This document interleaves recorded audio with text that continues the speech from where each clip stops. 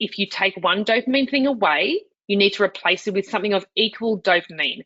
So if a child is very excited about music class, but doesn't mind recess time with their friends, but it's really not their favorite activity, you can't be like, well, we can't go to music class now, but instead we'll go to recess. That won't work because it's not of equal dopamine matching. We need to find two favorite activities and match them together. The way to do this with very young children is to embrace the silly. So talking about mischief and those sort of things, and I know it is difficult to do in schools, but we need to remember that PDA children can be quite anxious in school. So remembering that the PDA ADHD child has two things they're worried about now. They're very anxious to be away from their parents in an environment that they don't understand, that has a lot of structure around it. And they have ADHD where they're always looking for the next fix, and they may be having difficulty focusing, and they may be having difficulties with impulse control. We need to play into this and allow some silly times and allow some silly play, because by allowing these things in that dopamine space, they'll be able to refocus into the schooling space, which is where we need their energy to be.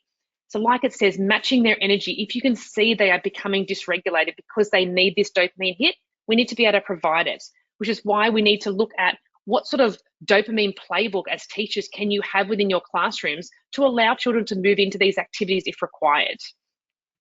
Impulse control is listed there in the corner because it's important to realize that within ADHD, executive functioning is a large part of ADHD, and there are 9 parts to executive functioning we talk about. But one main area is impulse control. These are the children who you seem quite regulated, and then something goes wrong and it's like 0 to 100 just like that. Now, I know those of you who heard me speak on PDA before, that can be a PDA child as well. But now we're talking about PDA and ADHD married together, that impulse control can be quite significant. So we need to be mindful of the impulse control that children cannot control that when they become dysregulated, and we need to be okay with that. If they are trying to maintain their regulation and you see them struggling, we need to be able to support their impulse control and obviously not put a detrimental punishment or a restorative practice immediately in place. We need to be understanding why they lost control in that moment and how we can help them not go into that space again. So these are some of the things we can talk about when we're looking at dopamine activities. When I talk about having a bit of something in your back pocket as teachers and teachers' aides, we're looking at ways we can engage children in that dopamine fix, and it varies depending on what we're talking about. So food is a great one for all children. Junk food or things they like, and remember, it's a favoured activity for a child. So a dopamine hit will be something that they choose that's favoured. So for me, it would be pasta. I wouldn't care about junk food, but for other children, it will be lollies. Movement is a great one. So large muscle motion is great for dopamine hits. So running around fields or playing in the playground or playing sport, if that's what the child seeks. YouTube has become a bit of a sensation, obviously, over the years, and a lot of schools will use positive YouTube clips in their education models. Now, having funny clips about animals that do things that are funny or funny songs are used by a lot of teachers these days as a bit of a dopamine breaking activities between tasks. And I think things like that can be perfect for dopamine activities for children. It allows them to embrace that silly and that mischief I was talking about and move away from that straight learning, which is how they can break up their time. Topics of interest obviously differ for every child, but this is a really easy way to have something in your back pocket. So for children who are really into Minecraft, have sheets printed off ready to do colouring, have activities that are educational based and non-educational based around Minecraft, have Minecraft cards, have little figurines. If the child's very much into Barbie or very much into YouTube or very much into anything, have these things on ready available so that you can use them as dopamine hits for the child who needs to become regulated because they're seeking something away from that academic motion in that time. As it says there at the bottom, seeking immediate boost, kids who need to climb trees, you see these kids who always want to be up the tree or jumping in the muddle or grabbing this or going for that really intense experience. These are children struggling with the sensory overload and the impulse control of the activity. You won't change it by telling them to stop.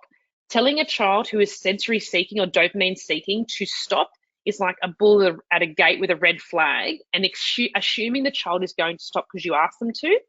They don't have the ability in that motion to stop, but you have the ability to meet that dopamine need and then build in serotonin, which is what we're going to talk about now. Those of you who've heard me speak, like I said, about PDA, we know that PDA is all around meeting the demands of children and knowing that children are overwhelmed by the everyday demands of life. So when we're talking about marrying ADHD with PDA, we need to remember that demands is the PDA side, but dopamine is the ADHD side. So you need to measure out of equality, where is dopamine sitting and where is demand sitting.